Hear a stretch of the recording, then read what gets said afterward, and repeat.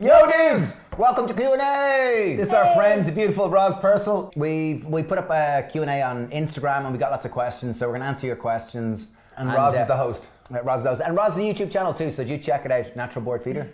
Natural Born Feeder, that's where you can find me. So guys, let's start with your Q&A. You have so many questions here. The first one is from Nicole. Any tips to transition kids to a vegan diet? I'm struggling with my 4 and 18-month-year-old. Wow. When my daughter May was born, I was adamant to my wife, she's got to be vegan, it's a must.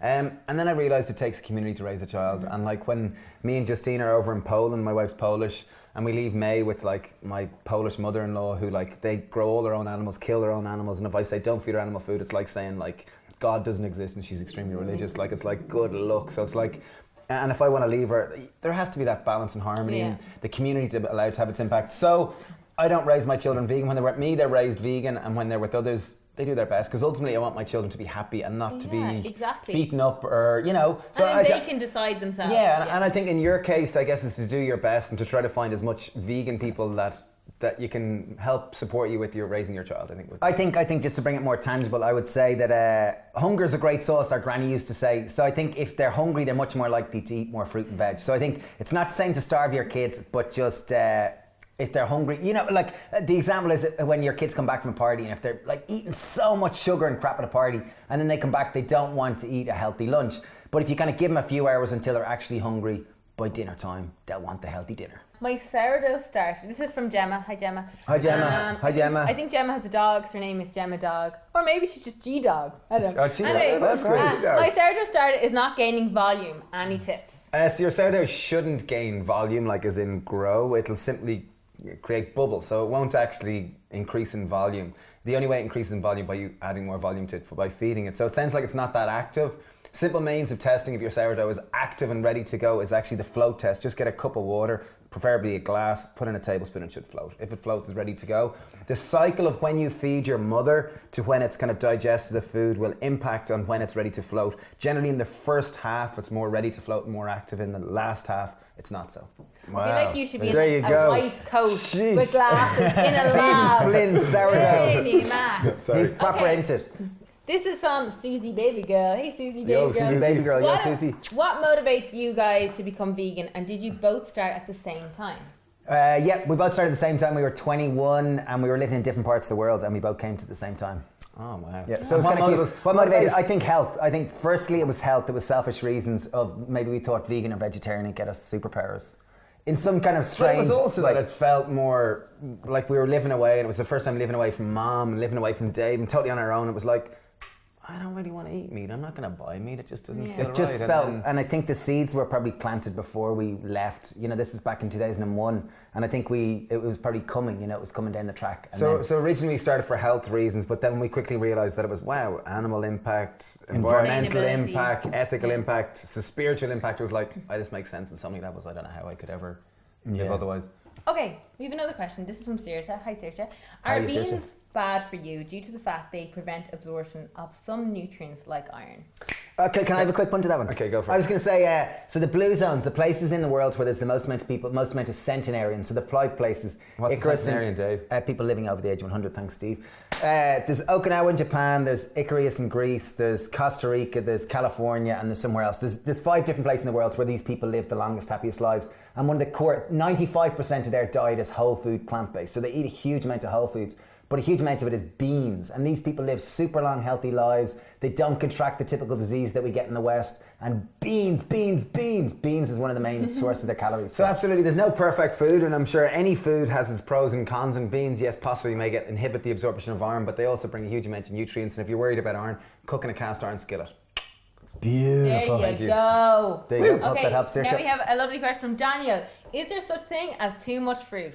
How are you, Daniel? Yeah, you get windy and everything kind of runs through you a bit quick. Yes, but that's the only case. Yeah. I was going to say, Michael Greger, he has a video on his YouTube channel which is like, can we eat enough too much fruit, or how much fruit is too much? And he found that you can't, like you won't. There is no, you can eat as much fruit as you want and just make sure and brush your teeth. Yeah. But that video is online. I didn't do the best of endorsing him. Check out his video if you want to learn more about it. Okay, we have another question, and I'm all over this question because I also do too, but Amisha. I'm really bad at pronouncing names, but anyway. Can I say it? Ahimsa. Ahimsa. How are you, Ahimsa? Ahimsa. How's it what going, are Ahimsa? the benefits of morning sea swims?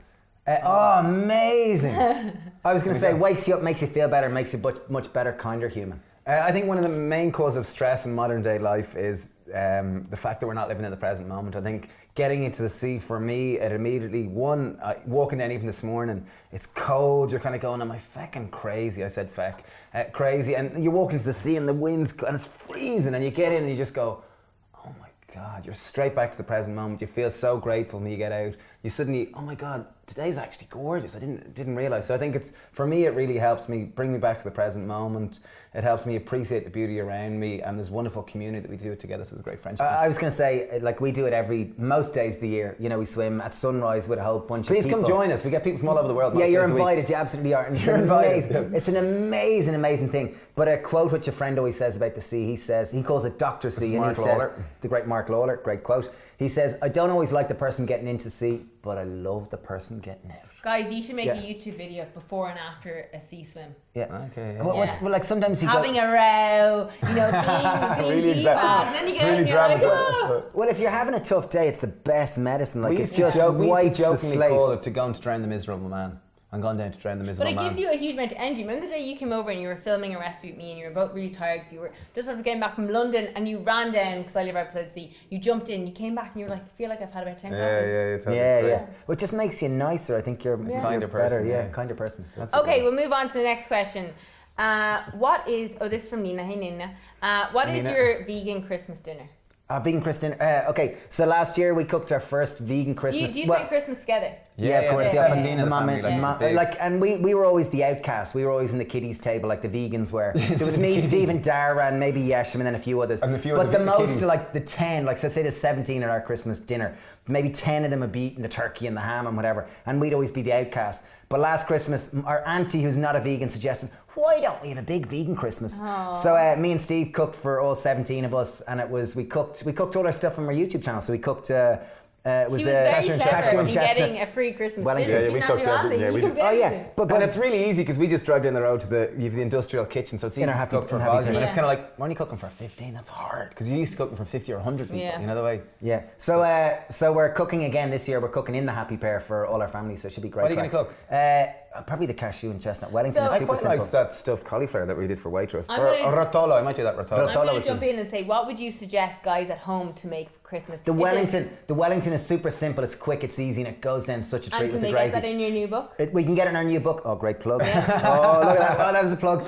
Our new international best-selling book called Recipes for Happiness. Also, there's a really nice stuffed cauliflower recipe that we haven't shot a video of, but the recipe's coming to Waitrose weekend in December. So That was it really might cool. be ready for But next Christmas. Well, we'll do a recipe vid for it maybe at some point. What did you eat for Christmas dinner? What will you eat this year for Oh, Christmas well, dinner? I'm in Bali, so... A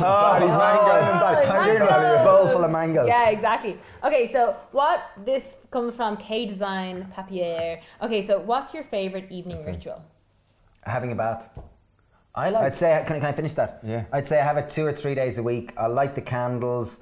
I'll put bath salts in. I'll put my lavender oil. I'll run the bath, and I'll sit in the bath and soak and read a book for probably 40 minutes. And that's my zen. That's what I do when I need to kind of recharge and connect with myself.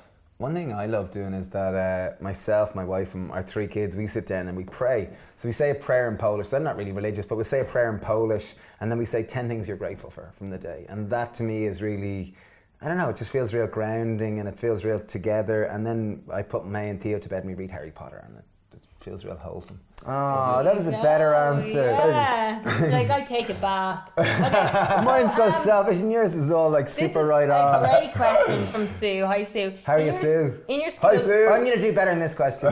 in your school lunches, how do you stop fruit from going brown? Oh, that was a great question. Yeah.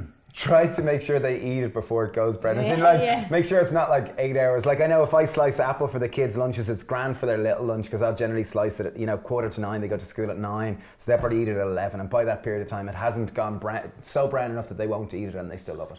Sometimes I've squirted lemon on it, but then they don't always eat it. So either maybe you could put grapes in it or mandarins or things like that won't go brown. But if it's apples, Or pears. it's hard. Like some apples do oxidize quicker than others. If you make a sharp, clean cut, I think it oxidizes less. Slower. Or else use a plastic knife is another one that I was told. Oh, there you Here, go. I'm jumping in with another question. Emily wants to know, do y'all like dogs? Do you like dogs? I like dogs. I love dogs. Do you have no, but honestly, do you have any pets? We used to have dogs growing up, so Okay, yeah. Oh, the names. Scamp. And Freddie. Freddie was Freddie Yeah, one, yeah, it's Scamp Freddie. and Freddie, yeah, Yeah, Scamp and Freddie. But now we don't have pets. My we have kids, children. my We have kids, children. Yeah, my kids. kids are all gagging for it. Yeah, May so I am ask, I. can we get a horse and put it out in the garden? Well, we went to the zoo yesterday. We went not to the zoo. It was the Sourdough Island Wildlife Sanctuary. I think that's what it's called, something like that. Anyway, and In Cork? In Cork, yeah. Like, how could you get the zoo and Cork mixed Well, up? they're the same nearly. Anyway, we were It's driving. very cool in it. We were going to school this morning and we were chatting about it, and Elsie said, can we get a pet gibbon? Like a gibbon monkey? And then Izzy asked, like, where would we get a pet cheetah? I'd love a cheetah. And then she was talking about, I wonder, could we, like, you know, how do we see it? You know, it was really, really funny. It was so cute. They're 5 and 7, so they're, you know. Yeah, that's fair it is. Okay, so next question, guys. This is from The Plant Alchemist. Would you ever good create a name. podcast about health, wellness, happiness? Yeah, we kind of talked about doing it, but we feel we've enough going on at the moment, and we're happy to be guests in other people's. Just there's so much, and if you These spread yourself guys, too thin, you don't stop. yeah, you Yeah, kind you're of. always working, Yeah, and you there's really always concentrate stuff. hard. And like your food products are just the best and tastiest. If you haven't tried them, go get them. Like my fridge is never without your pestos. Oh, Thank thanks, you, Roz. Roz. Yeah. Thank you, Roz. Especially the red one. But what I The was going to vegan green one's cooler. I haven't tried that one yet. That one's Yeah, it's amazing. not out I'll yet, get loads though, for you. Okay, I'll get By loads. December it'll be out in Ireland. But what I was going to say in terms of podcast is, I think we reached a point where there's saturation. There's so many of them out there. So we thought if we were starting, you know, it's just going to be harder to get it going. Another thing that we'd have to consistently do, and there's so many podcasts that need guests. So maybe And we we're could kind of be happy guests. focusing on YouTube and sharing our love with You you guys, guys. thank you. Or like Instagram or, you know, the basic Yeah, social media exactly. platforms. The Happy Venture. What's your keys to healthy business expansion? Enjoy it, have fun, don't take it too serious, and be financially prudent. I know they sound like juxtapositions, but I think financially prudent is one. Because you exist within capitalism, I think, in terms of having fun, try to enjoy it and do more of what you fun, because you're going to attract more like-minded people. You're going to have a laugh, you're going to enjoy it, and it's going to be easier to work longer and through harder periods if you. And what I was going to say is when you're having fun, you'll attract other people that will want to help you more. Very good. Thanks. Okay, now we're getting to juicier questions. Woo! Okay, so we have another name I can't pronounce. Metipisson. Merci, merci. Hello. Are there any women in your lives? Yes, I have my daughter and Yeah. I have my wife. My wife's Justina, she's from Poland, she's brilliant. I have 2 daughters, Elsie and Izzy. And they're gorgeous. Yeah, they are. Yeah, so and good. then I've got a partner for 2 years now, Sab. Hi, Sab.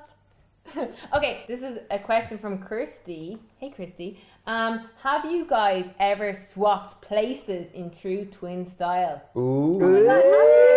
Have you guys? 'Cause, like, you are like completely identical. Like, I know the difference now, but that's how I've known you for years. Back when we were super little in school, we used to wear, I was the blue twin, Steve was the red twin, so I used to wear blue shoes and he used to wear red shoes. And we used to swap classes all the time. And then sometimes he was much better than me at maths, so sometimes I get him to do my sums for me.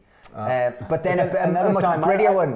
Okay, do you want to say it? Yeah, you go for it. I was going to say that Stephen had a girlfriend, I won't say her name, and we were probably 15. Dave was always jealous. Dave really I wasn't jealous of her. I wasn't jealous. Anyway, she was a very nice girl anyway. And one day I was walking home and she came up to me and said, oh, hey Steve, how are you? Blah, blah, blah. And I just said I'd just go along with it. So I walked up the road. We were 15 now and I walked up the road holding her hand and we walked up the road and we were just standing by a wall and I had my arms around her.